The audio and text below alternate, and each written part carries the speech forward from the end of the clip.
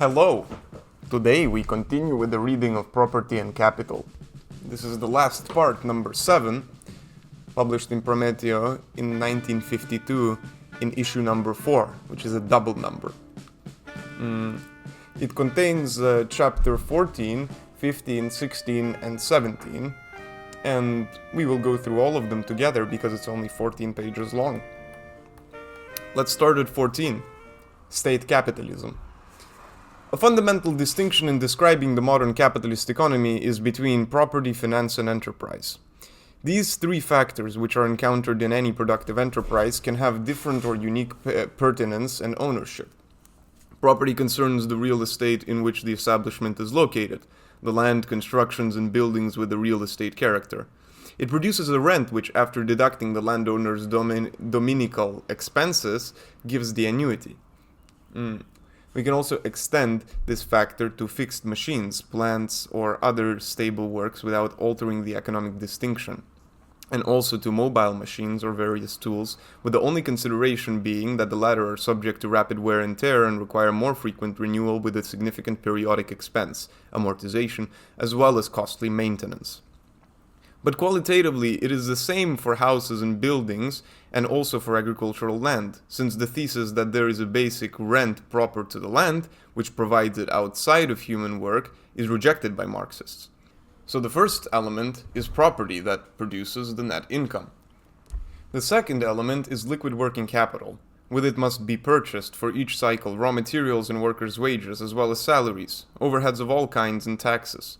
This money may be put out by a special lender, a private individual, or bank in the general case, which is concerned with nothing more than collecting an annual interest at a given rate.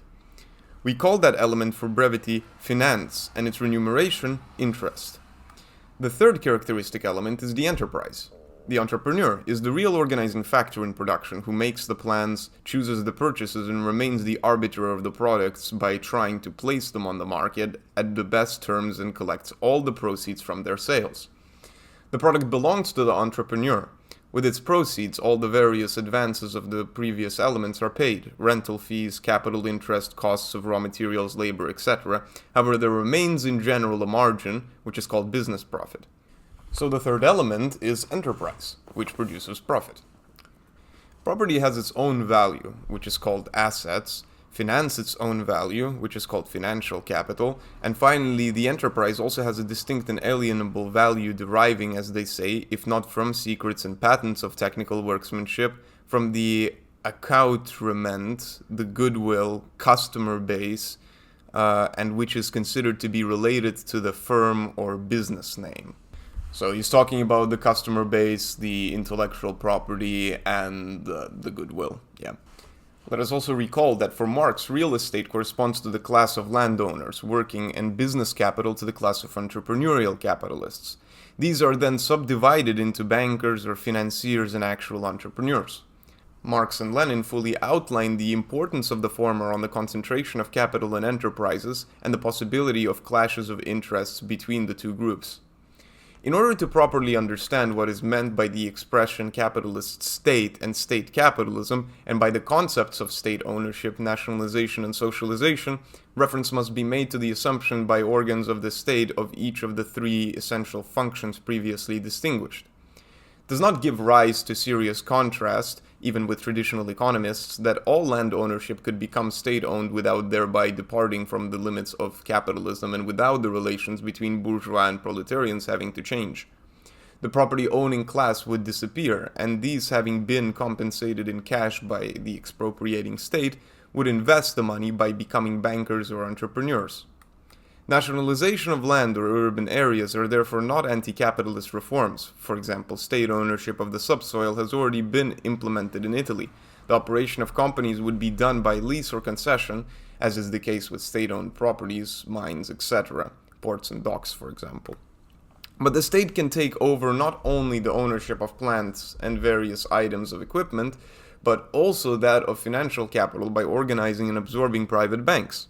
This process is fully developed in capitalist times, first by reserving the printing of paper money that is guaranteed by the state to a single bank, then by compulsory cartels of banks and their central regulation.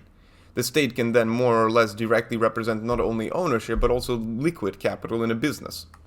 Thus we have incrementally private ownership, private finance, private enterprise, then state ownership with private finance and enterprise, and then state ownership and finance with private enterprise. In the next and complete form, the state also owns the enterprise. Either it expropriates and compensates the private owner, or in the case of joint stock companies, it buys all the shares.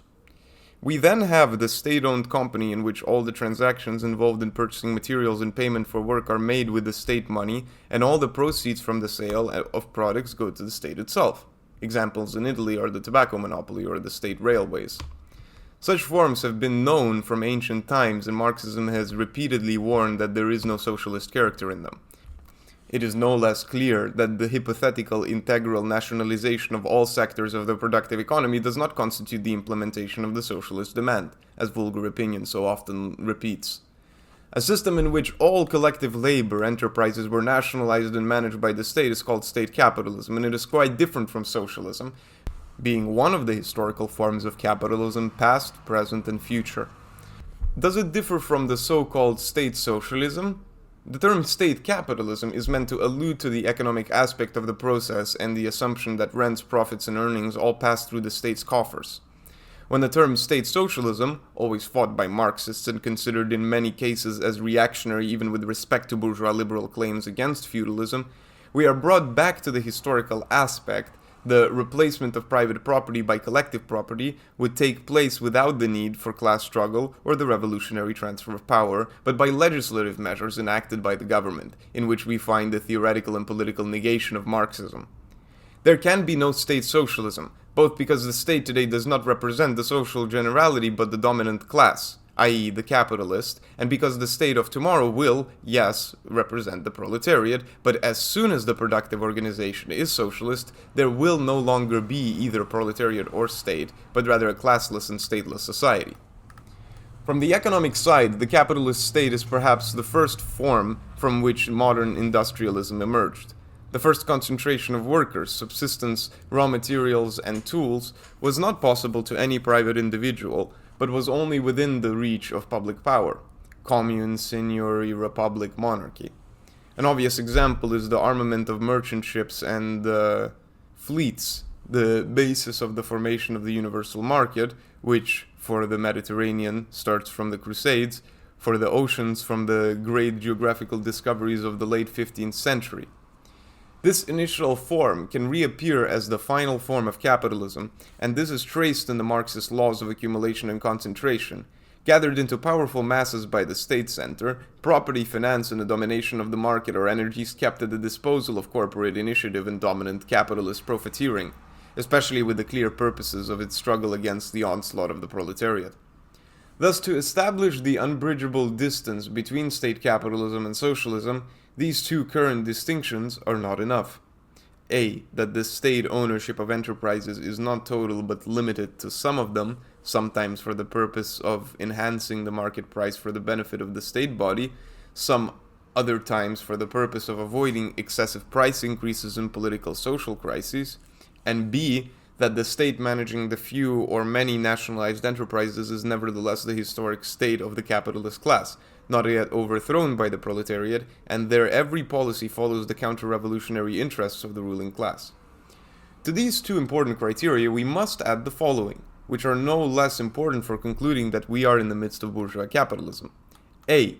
The products of the state enterprises nevertheless have the character of commodities, that is, they are placed on the market and are available for purchase with money by the consumer. And B. Workers are nevertheless remunerated with money, therefore remain wage laborers. And C. The state treats the various enterprises it manages as separate companies and businesses, each with its own revenue and expenditure budgets computed in currency in its current relations with other state-owned enterprises and in any other relation, and requires that these budgets lead to a surplus profit. So, double accountancy. That's the end of chapter 14. On to chapter 15, the formation of the communist economy. It is preferable to use the term communist production and even better organization, and not communist economy, in order not to fall into the misunderstanding of bourgeois science, which defines as an economic fact every process that does not simply pertain to production with human labor and consumption for human needs, but which contains a direction and a drive towards the attainment of an advantage in an exchange transaction, thus excluding what is done either by coercion or by spontaneous sociality. It is inaccurate to say that Marxists, even after their superseding critique of utopian systems, not because these are too fantastic, but because they are always bad copies of the capitalist order, have shied away from concrete explanation of the characteristics of future organization. It is very clear that every revolutionary movement, first of all, specifies to the masses the traditional forms it wants to destroy, it now having become clear that these are pure obstacles to an improvement, already possible with the attained resources of the technology of labor. So, for example, abolition of slavery, of feudal serfdom. Our formula is abolition of wage labor, and we have demonstrated how it is only a paraphrase of the abolition of private ownership of the means of production, and also how the negatively expressed claim, chapter 3, is more complete and includes the abolition of ownership over products, of the commodity character of products, of money, of the market, of the separation between companies, and, it must be added, of the division of society into classes in the state. The abolition of the separation between companies serves as a good reminder of how different the Marxist worldview of a single productive association is from that of a complex of autonomous associations of groups of producers, exchanging and bargaining with each other, or whereby groups or councils of producers serve as arbiters. This is a producer-owner ideology and is common to the most diverse schools that we criticize, Proudhonist, Bakunin, Sorel, and also Mazzinians, social Christians, or Dinovists.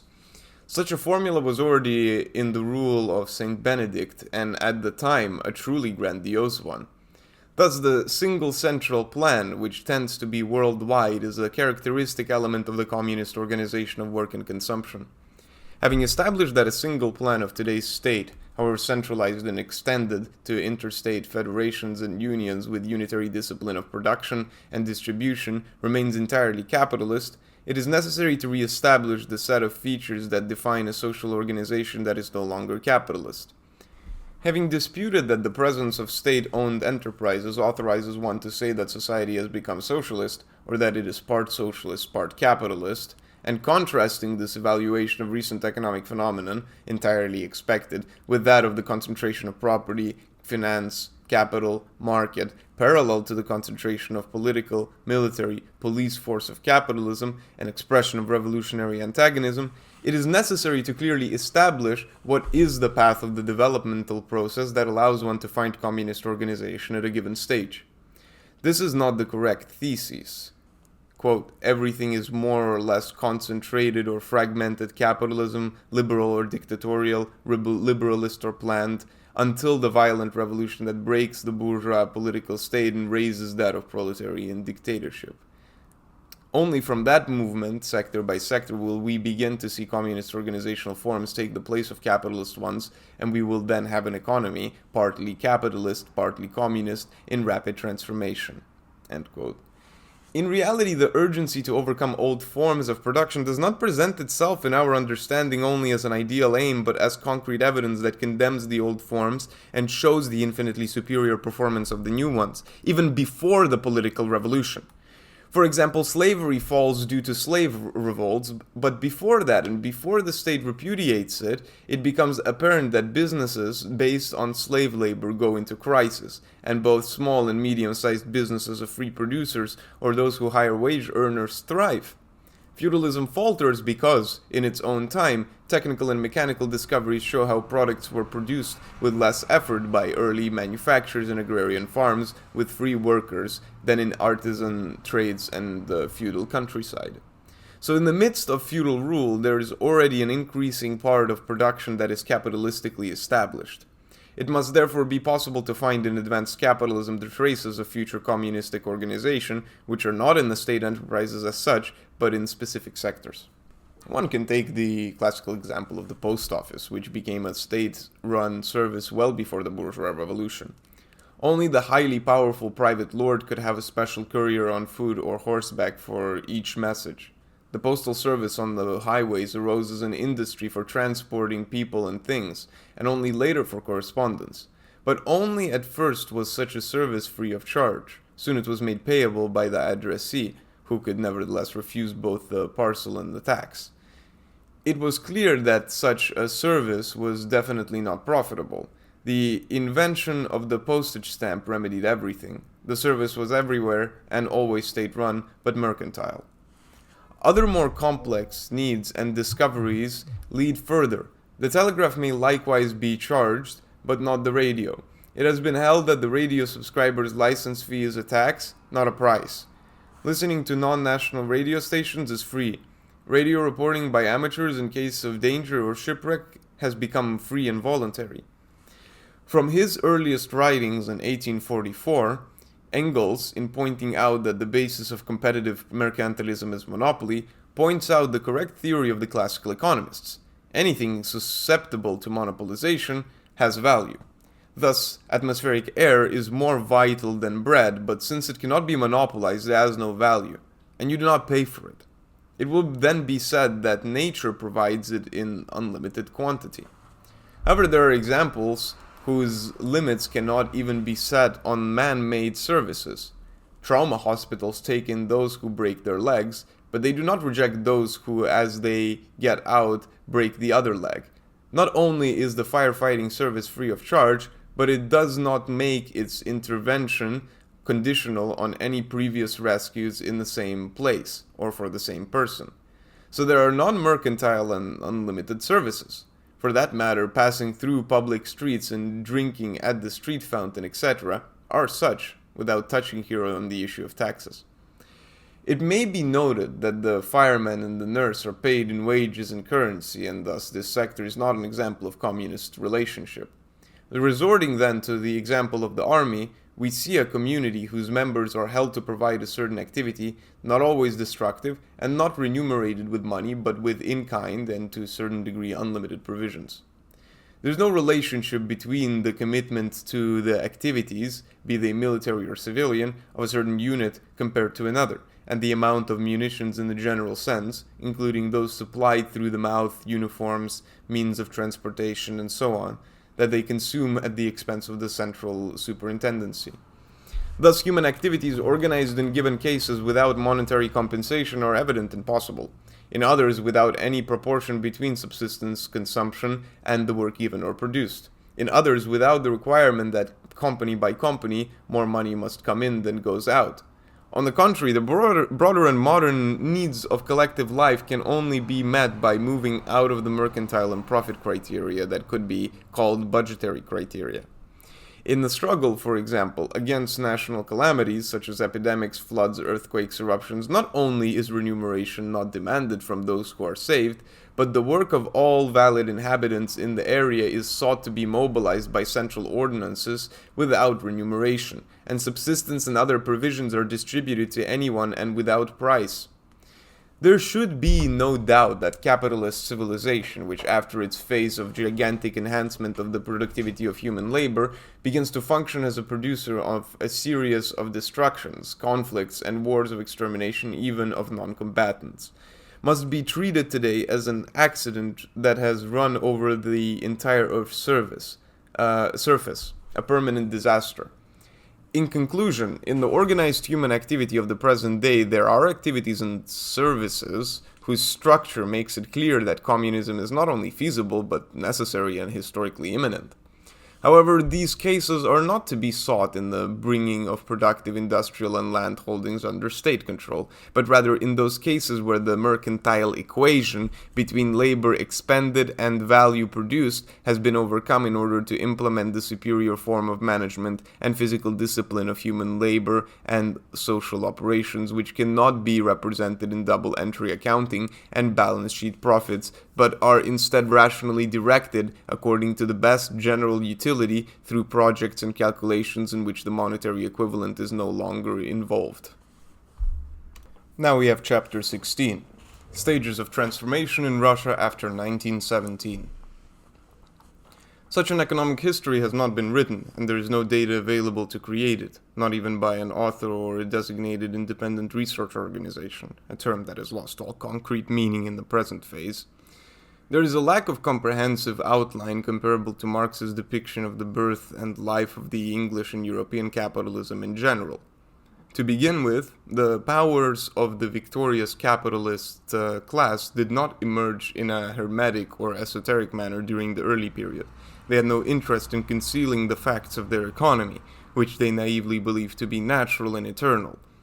In England, Marxism found not only economic theories that had reached a remarkable level, only to subsequently decline, but also an abundance of authentic and vast materials, which is not presently feasible for Russia to replicate.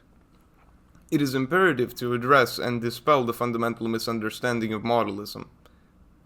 The correct doctrine advocates that the political revolution, being the first proletarian battlefield, can and must be waged at the point of least historical resistance.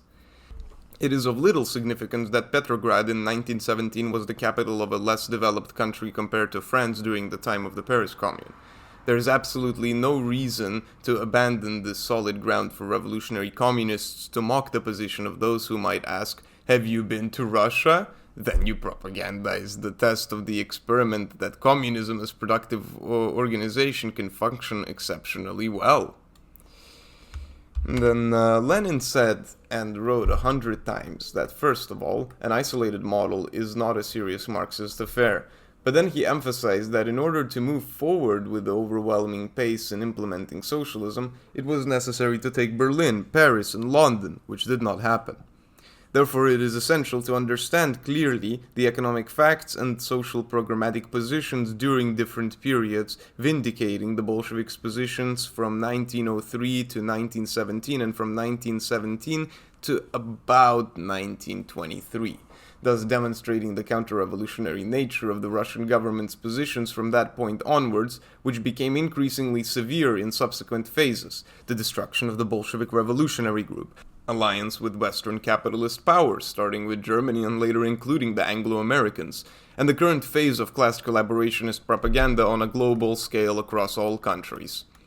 1. The rise of Russian capitalism in limited areas is due to the initiative of the feudal state and not to the powerful formation of an indigenous bourgeoisie. This is from 1700s to the 1900s. 2. At the stage when Russia was the only European nation not ruled by the bourgeoisie, which prevented a spread of capitalist production over the immense territory, it was right for the proletariat and its revolutionary party to take on the problems of two revolutions that were immediately welded together. Politically, it turned out Russia was the most favorable country for the tactic of revolutionary defeatism in the war, from 1900s to 1917. 3. The social measures in the period immediately following the proletarian party's seizure of power could only be empirical and transitory instead of being propaganda models, given that the primary tasks were to defeat the counter-revolutionary forces, the feudal ones, the bourgeois democratic, and those of the internal opportunists, and the external ones, not by indefinitely postponing armed interventions, which would be an illusory historical perspective, but by attacking the bourgeois metropolises with an internal class revolution.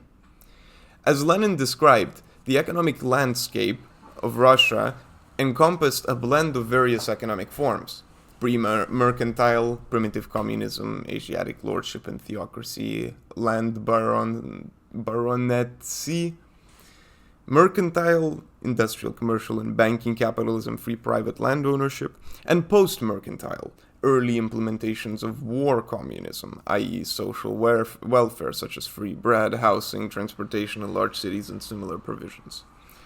Even within this transitional framework, the nationalization of factories, companies, banks, and agrarian estates constituted revolutionary measures, albeit belonging to the realm of capitalist revolution. Similarly, the requisitions of grain without compensation, enforced upon peasants who had rapidly evolved from serfs to autonomous producers. History shows that the bourgeois revolutions did similar things, that the Bolsheviks did from 1917 to 1921. 4. Lenin strongly asserted all of this during the NEP period. Trotsky, who shared his directives, explained that it was socialism with capitalist accounting. Indeed, it is precisely the type of accounting that defines the economic structure. The accurate Marxist expression was capitalism with capitalist accounting, but with records maintained by the proletarian state. The new economic policy allowed for free market and trade, free artisan and petty bourgeois production, and free small and medium-scaled land cultivation, all mature forms ready to break through, yet until then surpassed by the feudal Tsarist governmental framework. A revolutionary social valve was opened. In Lenin's perspective, the danger of this shift was explicitly clarified: the formation of a capitalist class and accumulation, inevitable within the framework of market freedom. Lenin believed that the proletarian revolution in the West would take place sooner. Only then could further despotic measures of intervention in the Russian economy take a socialist direction. Now, 5.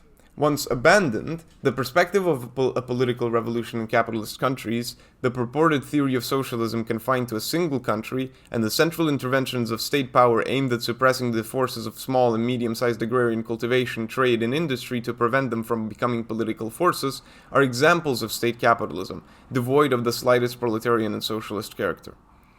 The overall maturity of technology, which is, in a sense, an international heritage, and thus the starting up of capitalism and industrialism at a level of technical productivity enormously higher than that which it started in England, France, and Germany and America, abbreviated the stages of concentration and accumulation. The state that had emerged as the state of the victorious proletariat regressed into a capitalist state and established itself, the sole path to achieving production for large enterprises, as an employer of the Russian industrial proletariat and a significant portion of the agricultural proletariat. From that moment onward, its policy no longer followed the dynamics of relations with the proletarian class in capitalist countries, but rather focused on relations with bourgeois states, whether in terms of alliance, war, or negotiation. 6. In the situation thus originally determined, the capitalist market and corporate economy persists in full force. The challenge of finding the physical group of individuals to replace the bourgeoisie, which did not form spontaneously, or since it had formed during the Tsarist era was eradicated after October 1917, poses a significant difficulty only in relation to the effects of democratic and petty bourgeois thinking, ideologies that have poisoned the working class for decades by its purported masters. As bourgeois firms and enterprises evolve from personal entities to collective, anonymous, and ultimately public entities, the bourgeoisie, which was never a caste but arose by advocating the concept of total virtual equality, transforms into a network of spheres of interests that emerge within the scope of each enterprise. The individuals within this network vary greatly. They are no longer solely owners, bankers, or shareholders, but increasingly encompass profiteers, economic consultants, businessmen. One of the notable features of economic development is that the privileged class experiences an ever-changing and fluctuating pool of human resources, such as the oil king, who was once an usher, and so on. As in all historical periods, this network of interests, and of individuals who are more or less visible, has connections with the state bureaucracy. But it is not the bureaucracy itself. It has ties with circles of politicians, but it does not belong to the political category. Above all, in the era of capitalism, this network is international, and today there are no longer national bourgeois classes, but rather a global bourgeoisie. Nevertheless, there exist still national states of the world capitalist class. The Russian state today is one of them, but with its own distinctive historical origin. It is, in fact, the only one that emerged from two revolutions combined in political and insurrectional triumph. It is also the only one that has deviated from the second revolutionary task but has not yet completed the first, to transform all of Russia into a region of mercantile economy. As a result, this has had profound implications for Asia. The fastest route to achieve this, without which one cannot successfully fight nor fornicate with other national states, is that of a state that owns land and capital, serving as the most fertile and vibrant breeding ground for robust, youthful mercantilism and entrepreneurialism. Key to the Marxist critique is that capitalism does not destroy the productive forces by means of a very limited consumption of surplus value, as corporate masters do, but with the destructive and bestial competition between companies and the groups of parasites, or even popinjays, they nourish in Anatomy of Russian Society, where it is not very convenient to go and insert the scalpel, such a parasitic phenomenon is not only alive and kicking, but is at its most virulent. And now we are on to the last chapter, 17. Utopia, Science, Action. The expressions of socialism, scientific, and communism, critical, are understood by all to encompass the entirety of an interpretation of the process of human social events, the anticipation and demand that the future process will exhibit specific characteristics, the struggle of the working class to attain this, and the methods employed in this struggle. Implicit in this is the assertion that the broad outlines of future development can be established, while simultaneously recognizing the need for a mobilization of forces to promote and accelerate this development. Although all of these aspects are distinctly present in Marxism, to the extent that since its formulation even those who have not embraced it must grapple with it constantly, they also occur in an albeit non-organic form in all previous quote-unquote systems. Leaving aside abstruse questions, such as whether it is a common illusion among theorists, authors, propagandists, and party militants of all persuasions that it is worthwhile to influence social events, study their development, and fight for them, we will note that every manifestation of anticipation for the future, every struggle to change things, presupposes a certain experience and understanding of the past and present situations. On the other hand, every study and description of the past and the facts around us has never been undertaken solely for its own sake, but rather to arrive, in some way, at plausible predictions and practical innovations. It is necessary to simply note that this has been the case for all real movements, without boarding at the outset, i.e. metaphysically and vainly, the usual puzzles of finality or mechanics. Beings, men, and groups indifferent to knowing where one was going, or to attempting to alter the direction of motion, have always been equally inept when it comes to the allure of coldly cognitive and descriptive research, which merely records the results without caring for anything else and without any utility for the archive. If it were only possible to capture a photograph of reality and the world, there would be no need to go beyond the first photograph. However, when one gathers a series of photographs, it indicates a search for rules of uniformity and disuniformity among the various imprinted clichés. And if one engages in this process, it is to somehow anticipate what a later photograph would reveal before even taking it. Human groups have indeed embarked on attempts to know the future before constructing even rudimentary systems of understanding the nature and historical events of the past. The first system is the hereditary transmission of notions on how to safeguard against mishaps, dangers, and cataclysms. The embryonic recording of contemporary and past facts and data comes later. The chronicle emerged after the pragmatics. Similarly, animal instinct, which manifests as an early and quantitatively limited form of knowledge, regulates behavior concerning future events to be avoided or facilitated. A scholar of the subject beautifully defines instinct as quote-unquote hereditary knowledge of a specific plan of life.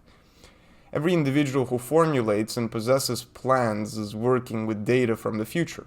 All the better if we understand the adjective specific as connected to species, implying not a determined plan but rather a plan for the species. Flying through the entire cycle, communism is the knowledge of a life plan for the species, that is, for the human species. In the utopian sense, communism sought to elaborate the future while forgetting or neglecting the past and the present. Marxism gave the most complete and definitive critique of utopia as a plan or dream of an enlightened author or sect, which deemed to say, now that we have arrived, the problem is solved, as it would have been had we arrived with the same plan 1,000 years earlier. According to Marxism, all systems of thought and ideas, whether religious or philosophical, are not products of individual brains, rather expressions, albeit formless, of the data of knowledge of a certain social epoch ordered for the purpose of its rules of behavior. They are not causes but products of the general historical movement. In their succession, they are found to be aged, that is, to reflect in their formulations the ancient conditions, and in other cases they are found to be anticipatory, that is, to be the result of the decomposition of those old forms and their contrasts, so that they express the future. Thus, in the time of slavery, the claim before law and custom that one man was not to be the property of another took the mysterious form of the equality of souls before the one God. But this does not happen because the god has decided to reveal himself, but because of the decomposition and non-convenience of slave production. Christians will apply it against blacks when suitable conditions reappear, such as abundant free land to a few occupiers as a result of geographical discoveries. Nevertheless, the theses concerning the unity of God and the immortality of the soul are not randomly formulated. Rather, they express, in different words, the imminent era when every worker will be personally free. For believers, ideologists, and jurists, this represents a triumph for the human person. For us, it is the triumph that has come at the right moment, signifying the emergence of a new and a more efficient life plan for the species.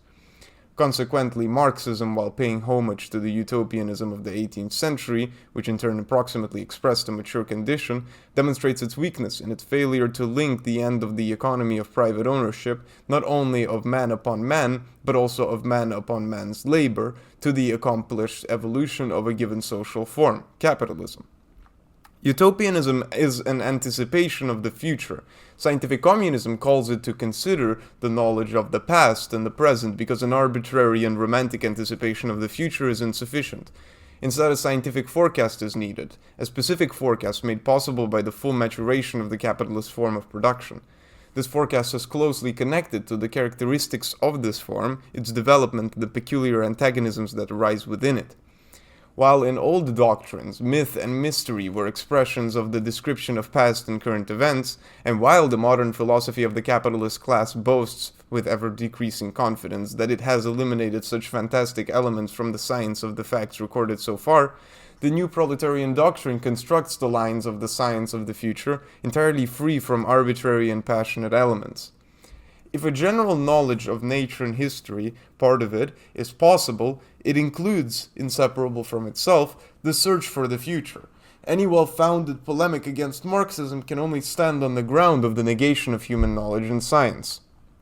Here it's not a matter of providing a complete picture of such a problem, but of eliminating the distortions that claim to admit of Marxism the incompatible original analysis of human history and the present capitalist social structure, and then, through the extinguishment of forever, arrive at skeptical, agnostic, and flexible positions regarding the precise itinerary of the revolutionary future and the possibility of having essentially known and outlined it ever since the proletarian class has been effectively present in society in efficient masses.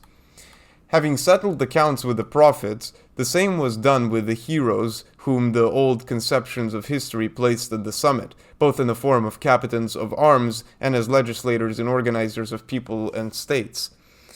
Also here, it is needless to say that, like every prophetic system, every feat of conquerors or political innovators is thoroughly examined by Marxist criticism as an expression or result that translates profound effects of the life plans that come into existence, develop over time, and assert their influence. Therefore, the new doctrine cannot be tied to a system of tables or texts assumed to be definitive in the whole battle, nor can it rely on the success of a leader or a vanguard of fighters rich in will and strength.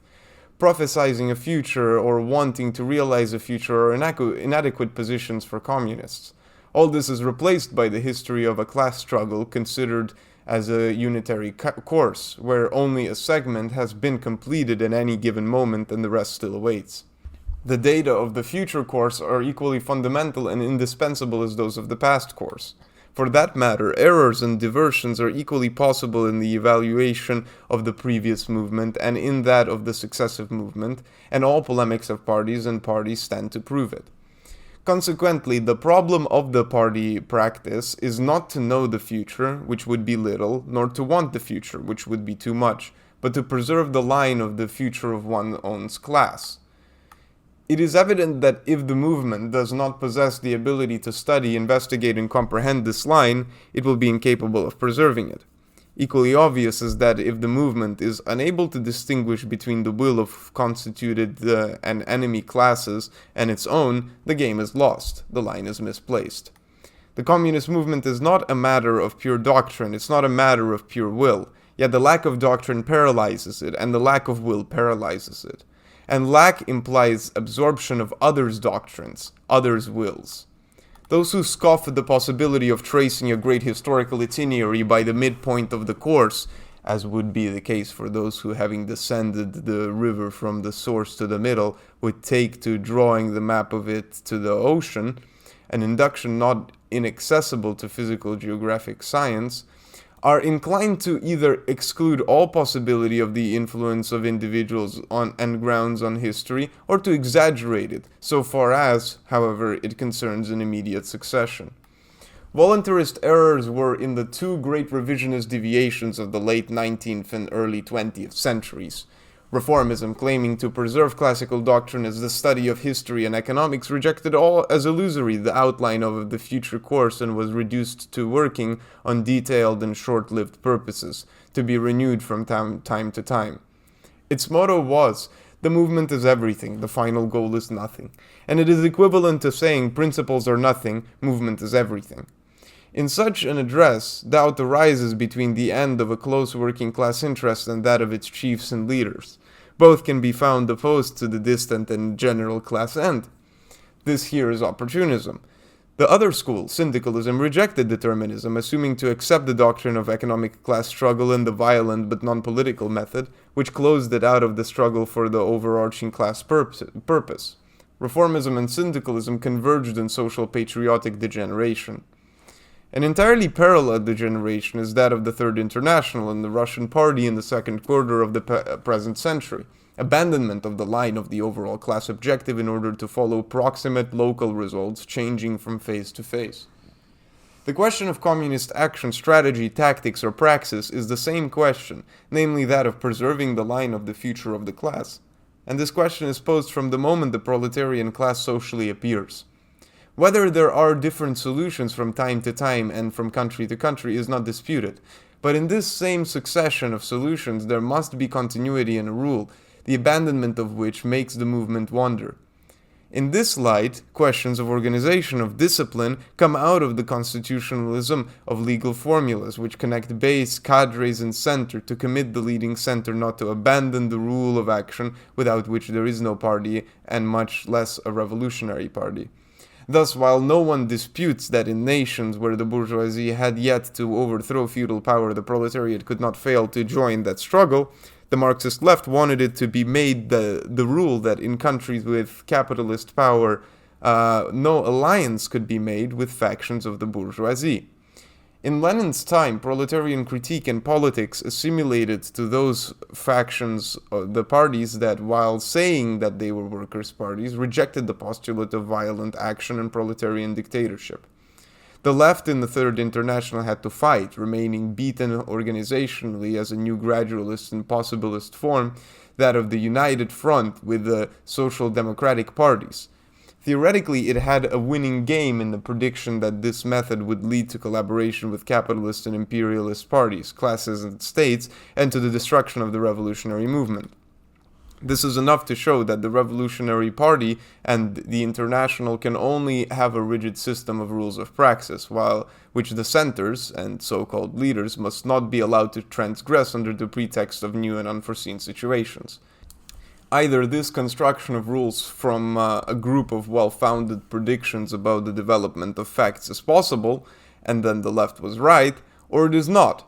But then not only would the Marxist left be wrong, but it would be the Marxist method that would have fallen, since it would be reduced to a record of social meteorology and a place-by-place and day-by-day defense of contingent interests of the working classes, a claim insufficient to distinguish itself from any other political party in action today in any country.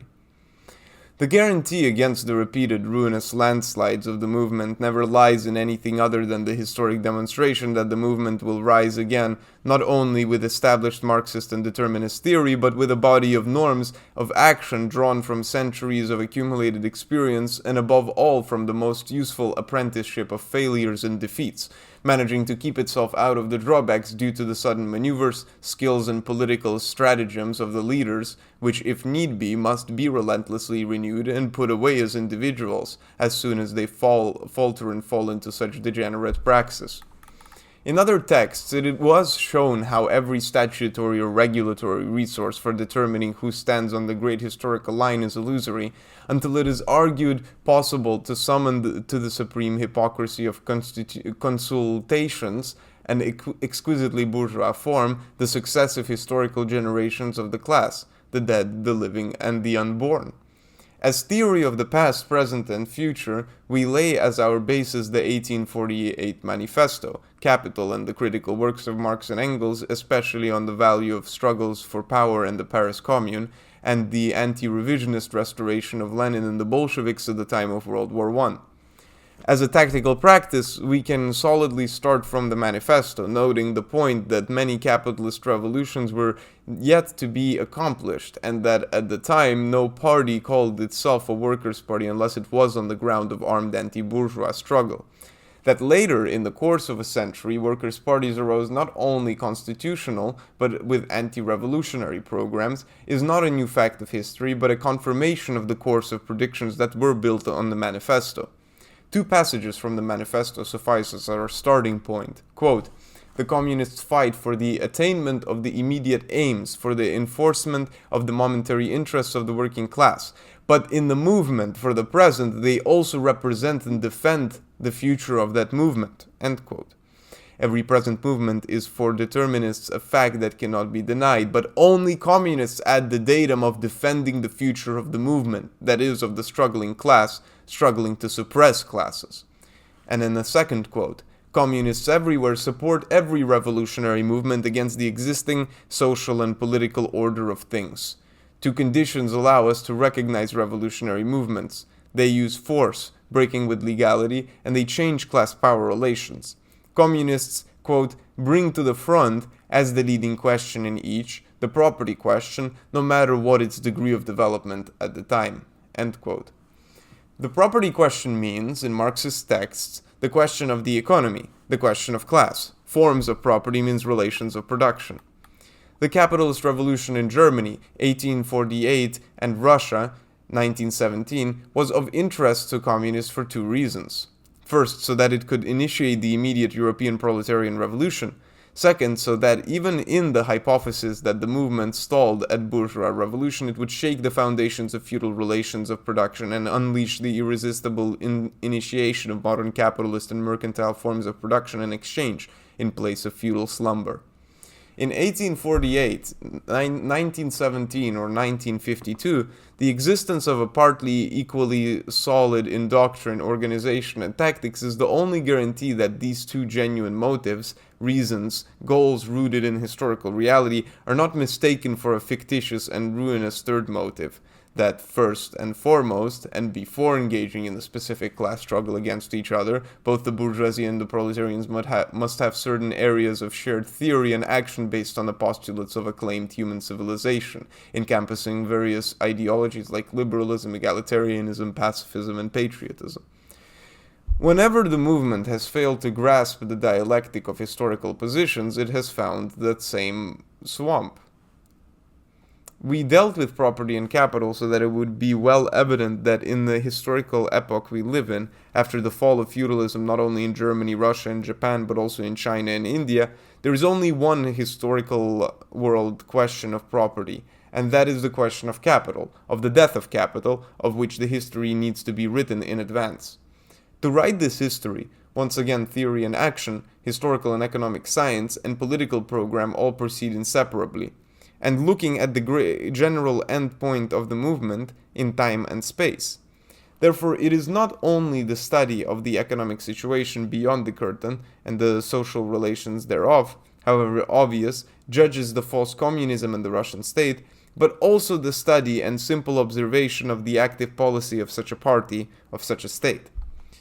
Within given limits of space and time, the thesis of a victorious party of workers' dictatorship occupied in transitioning feudal forms of property into capitalist forms is not absurd from a Marxist perspective, but such a party would not hide it, but rather proclaim its own aims, as the manifesto dictated, to bring about revolution in the classical capitalist countries, holding power and arms in its grasp until then, and then carrying out the social transformation. Opposition to the application of such a hypothesis to Russia today lies in the degeneration of tactics since 1923, the policy of alliance with states and parties of bourgeois forms of production on domestic and international political levels, and on the military one of the Second World War.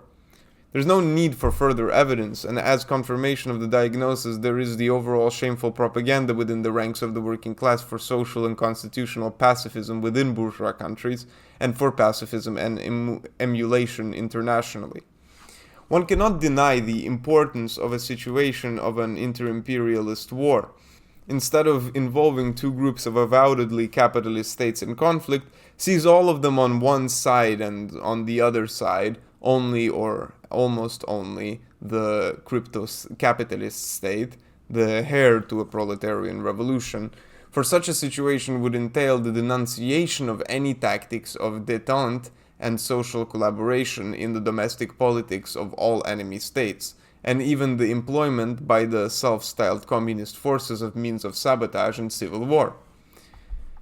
The certainty that even in this hypothesis it will be a counter-revolutionary policy, i.e. discordant with the general aim of proletarian communism, does not derive from fraudulent economic and social chemisms, but stands solidly in the established ruptures and reversals of the course of history, and in the conviction of falsehood to which are historically bound those who have presented as a revolutionary policy the one tending to the illusory restoration of democracy against world fascism, and present as a communist society a banal industrial mercantilism that nevertheless sets fire to the heart of the millenarian sleeper Asia.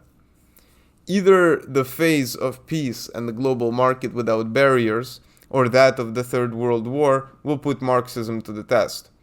If it emerges out of it, this will be with the conquest that on the trajectory of the great historical course, plotted as Columbus traced it towards the east, dialectically taken from the west. There are gruesome and risky slowdowns, fearful obstacles, but the route must remain that of the day in which the anchors were weighed, in a dazzling certainty shouted to a hostile world. And then we have a short note. There is no need to point out to the reader that the summary of the last 4 chapters has been carried out in an almost total exposition of the development of this study. We have been induced to this not only by the urgency of the conclusions with respect to the present world situation, but by the fact of the serious difficulties opposing the publication of this journal. So far it has reached readers at such intervals that we felt it necessary to give them the presentation of the complete cycle of this work up to the point of arrival. If the efforts to secure a better periodicity for Prometeo succeeds, widespread dissertations of chapters 7 throughout 17 will follow. I don't think this ever happened. I hope I find the completed chapters if it did. But yeah, this is all. Have a good one.